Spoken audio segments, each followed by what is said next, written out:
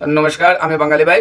আজ 15ই অগাস্ট, আর এই শুভ দিনে এমন একটা এনজিওর কথা আপনাদের সামনে তুলে ধরছি। আপনারা ভিডিওটা স্কিপ না করে সম্পূর্ণ ভিডিওটা ওয়াচ করুন। তো এই এনজিওটা রেজিস্ট্রেশন এনজিও এবং দীর্ঘদিন থেকে ওরা কাজ করে আসছে। ওরা ভাবছিল যে কোনো দিনও আমরা সোশ্যাল মিডিয়াতে আসবো না, আমরা যেগুলো কাজ করব কোনো দিনও সোশ্যাল মিডিয়াতে তুলে ধরবো না, এই মনস্থ করে ওনারা কন্টিনিউ কাজ করে যাচ্ছেন। কিন্তু এখন এমন হলো, মানে ওদের সাহায্য নিতে সবাই ডাকছে এবং সবাই পেতে চায় ওনাদের সাহায্য। তো ওদের অ্যাকচুয়ালি যে বডি আছে ওই বডি থেকেই কালেকশন করে সব ওরা মেনটেনেন্স করছেন। কিন্তু এমন হলো এখন আর সোশ্যাল মিডিয়ায় না এসে পারছে না, তাই আজ ওনারা চলে এসেছেন।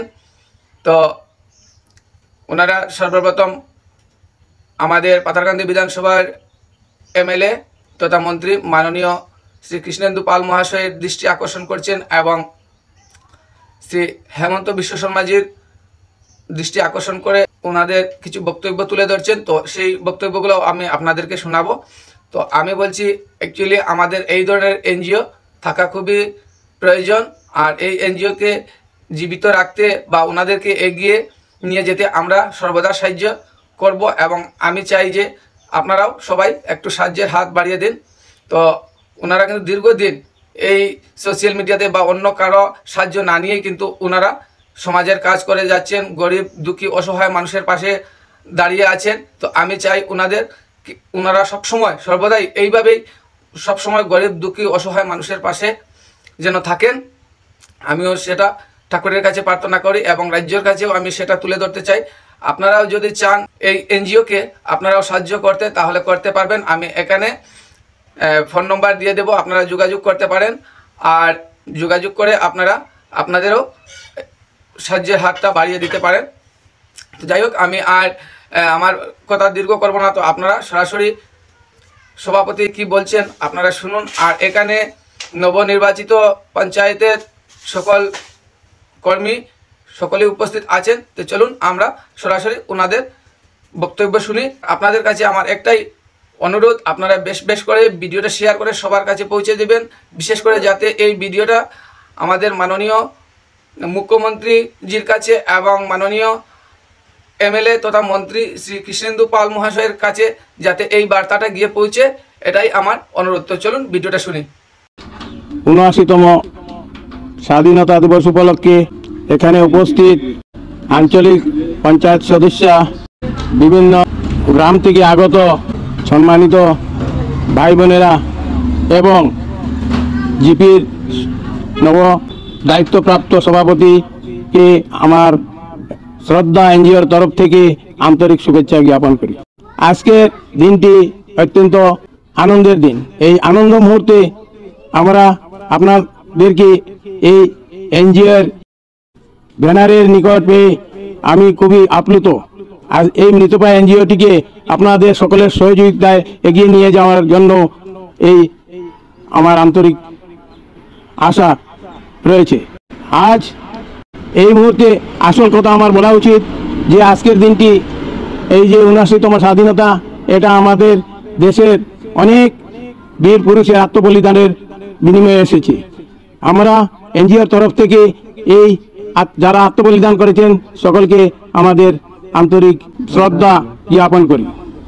তৎসঙ্গে আমাদের জাতীয় বর্তমান দেশকে এগিয়ে নিয়ে যাওয়া শ্রী নরেন্দ্র দামোদর দাস মোদীজি, আমাদের আসামের মুখ্যমন্ত্রী শ্রী হেমন্ত বিশ্ব শর্মা মহোদয় এবং আমাদের স্বনামধন্য পাথারকান্দির বিধায়ক শ্রী কৃষ্ণেন্দু পালকেও আমাদের শ্রদ্ধা এনজিওর তরফ থেকে বিশেষ ধন্যবাদ জ্ঞাপন করি।